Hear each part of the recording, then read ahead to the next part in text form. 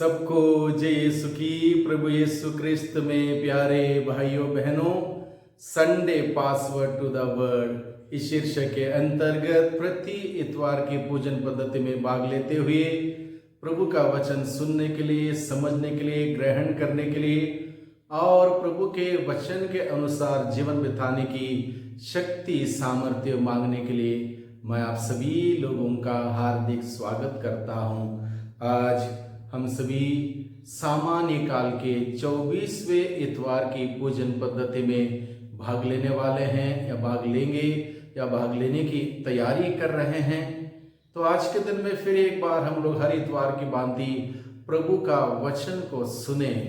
हर इतवार हम लोग विशेष रूप से प्रभु का वचन सुनते हैं, समझते हैं, उसके अनुसार जीवन बिताने की शक्ति मांगते हैं और प्रयास करते हैं, कोशिश करते हैं प्रभु के वचनों के सहारे प्रभु के प्रेम में, प्रभु के विश्वास में आगे बढ़ने के लिए, क्रिस्तीय मूल्य और सिद्धांतों के अनुसार जीने के लिए हम प्रयास करते हैं। आज के दिन में फिर एक बार प्रयास करें, कोशिश करें। प्रभु अपने वचनों के द्वारा हम सबों से बातें करता है। आज के दिन में हम सबों से क्या कहना चाहता है, इस बात को हम सभी सुने।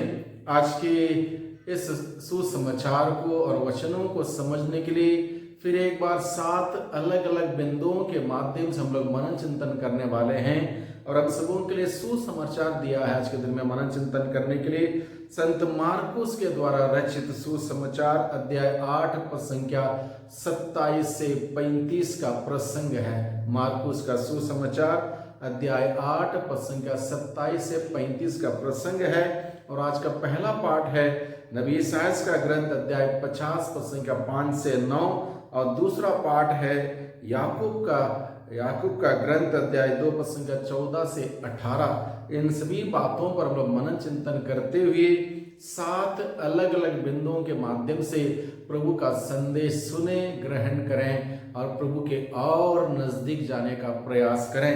तो पहला बिंदु है मनन चिंतन करने के लिए, प्रभु यीशु मसीह जानना चाहते थे कि लोग यीशु को कितना जान पाए हैं, यीशु को लोग कितना जान पाए हैं। और प्रभु यीशु मसीह इसलिए जानना चाहते थे, प्रभु यीशु ने गांव-गांव घूमकर सभी प्रकार के लोगों को ईश्वरीय सुसमाचार सुनाया, चंगाई प्रदान की, अद्भुत से अद्भुत कार्य किए, महान महान कार्य उन्होंने किए।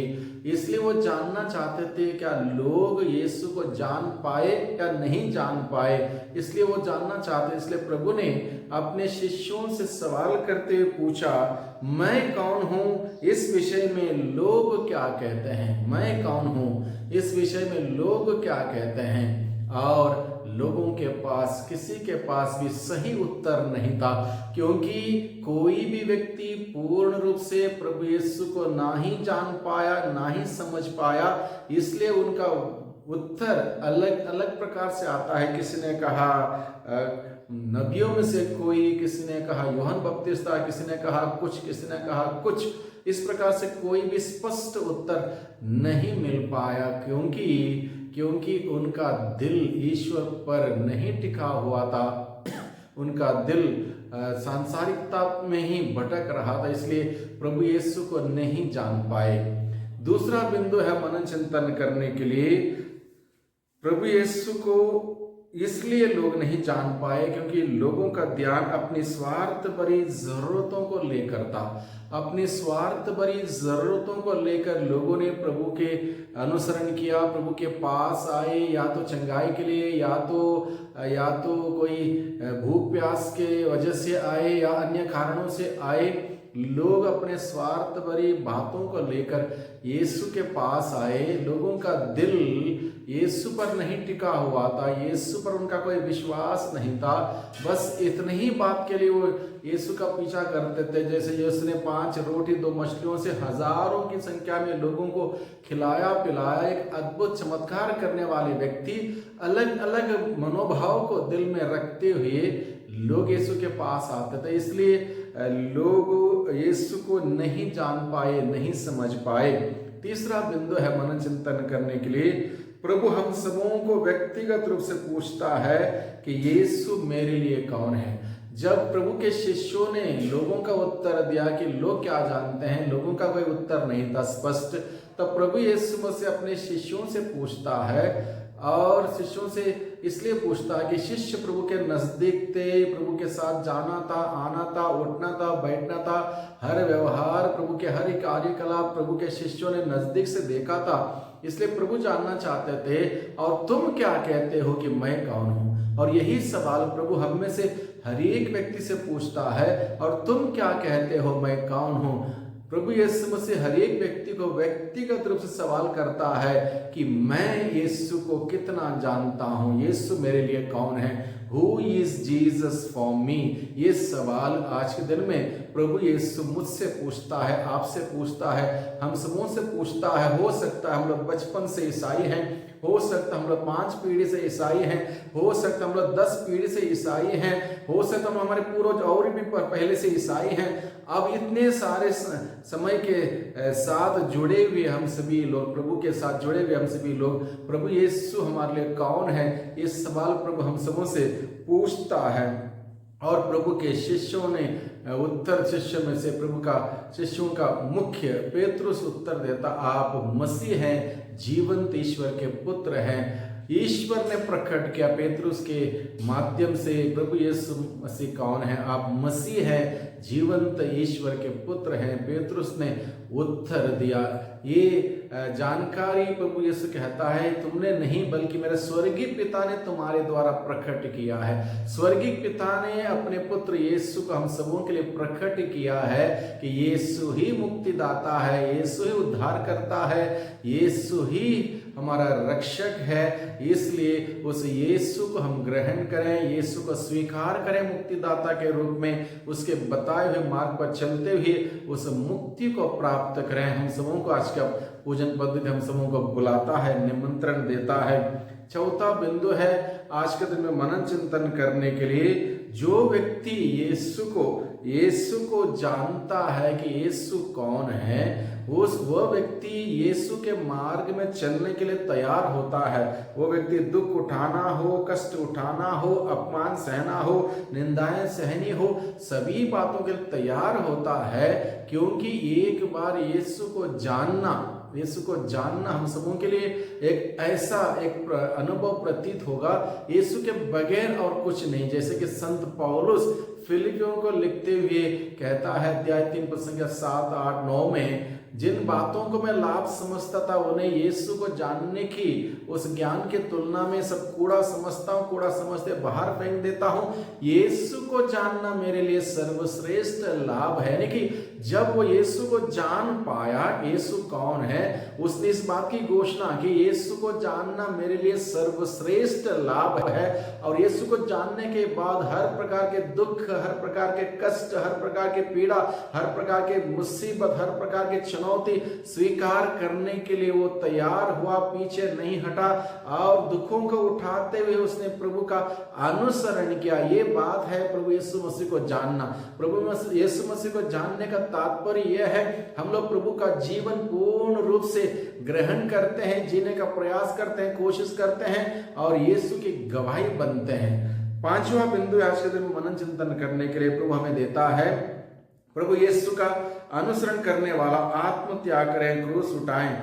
और जो व्यक्ति प्रभु यीशु मसीह को जान जाता है वो प्रभु यीशु का अनुसरण करने के लिए निकल पड़ता है। और जो प्रभु यीशु मसीह का अनुसरण करना चाहता है, 2 शर्तें प्रभु ने इसके सामने रखी हैं। सबसे पहला शर्त आत्म त्याग करना, दूसरा शर्त अपना क्रूस प्रतिदिन उठाते प्रभु के पीछे चलना। आत्म त्याग यानी कि ईश्वर की इच्छा को खोजना, ईश्वर की इच्छा को ग्रहण करना, उसके अनुसार जीना। स्वयं की कोई ख्वाहिश नहीं, कोई आशा नहीं, कोई अभिलाषा नहीं, कोई योजना नहीं, बल्कि ईश्वर की इच्छा के अनुसार चलना, वो है आत्मत्याग। क्रूस उठाना, प्रतिदिन हमारे जीवन में कुछ ना कुछ दुख, तकलीफ, पीड़ा, परेशानी आते हैं, चुनौती आती है, उसको सहते हुए हम यीशु का अनुसरण करें, क्रूस उठाना। इस प्रकार से प्रभु ने अनुसरण करने वालों को कहा, आत्मत्याग करना चाहते हो, क्रूस उठाना चाहते हो, तब जाके मेरा अनुसरण करो। और हर कोई व्यक्ति जो प्रभु का जानता है वो यीशु का अनुसरण कर पाएगा। यीशु को नहीं जानता है तो यीशु का अनुसरण नहीं करेगा, क्योंकि किसी अनजान व्यक्ति का हम लोग अनुसरण नहीं करते, किसको हम जानते हैं उसी का अनुसरण कर सकते। इसलिए यीशु का अनुसरण करने के लिए यीशु को जानना बहुत ही जरूरी है। और छठवां बिंदु है मनन चिंतन करने के लिए हम सबों को दिया है, जीवन को अनंत जीवन की ओर ले चलने वाला जीवन बनाएं। हमारे जीवन को अनंत जीवन की ओर ले चलने वाला जीवन हम बनाएं, यानी कि हमें इस दुनिया में ऐसा जीवन व्यतीत करने की जरूरत है जिससे कि इस दुनिया के जीवन के बाद हम अनंत जीवन का सुख भोगने वाले हम सभी बने। इसलिए आज के पहले पाठ में प्रभु यीशु मसीह का दुख भोग का वर्णन दिया गया है।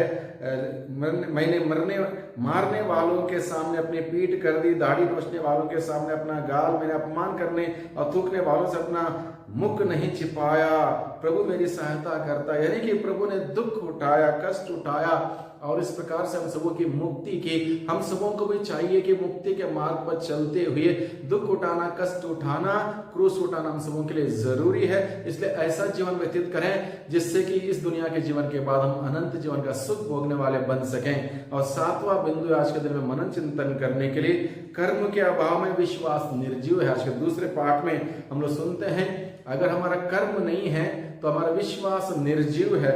विश्वास करने का मतलब यह है उस विश्वास को कार्यों के अनुसार प्रकट करें, व्यक्त करें, दिखाएं, तब जाके वो विश्वास हमारा पक्का है, दृढ़ है, अटल है। अन्यथा केवल शब्द मात्र है, खोखला है। खोखले शब्द से विश्वास प्रकट नहीं होता, विश्वास कर्म के द्वारा प्रकट होता है। साथ ही साथ प्रभु हमें बताता है कर्म के अभाव में हमारा प्यार भी अधूरा है। अगर हम प्रभु से प्यार करते हैं तो हमें उस विश्वास के द्वारा, विश्वास के कार्यों के द्वारा हमें प्रकट करना है। कर्म के बगैर हमारा विश्वास अधूरा है। इसलिए पूर्ण विश्वास करते हुए, विश्वास के कार्यों को करते हुए, विश्वास के जीवन को जीते हुए प्रभु का अनुसरण करें, आत्मत्याग करते हुए, क्रूस उठाते हुए उस यीशु को और गहराई से जानने का प्रयास करें। यीशु को जानते हुए पूर्ण रूप से अपने आप को यीशु के हाथों में समर्पित करते हुए एक समर्पित जीवन जिए, एक उदाहरण का जीवन जिए, एक गवाही का जीवन जिए। और वही प्रभु हम सबों का आशीष दे, हम सबों को बरकत दे। सबको जय यीशु की, सबको धन्यवाद।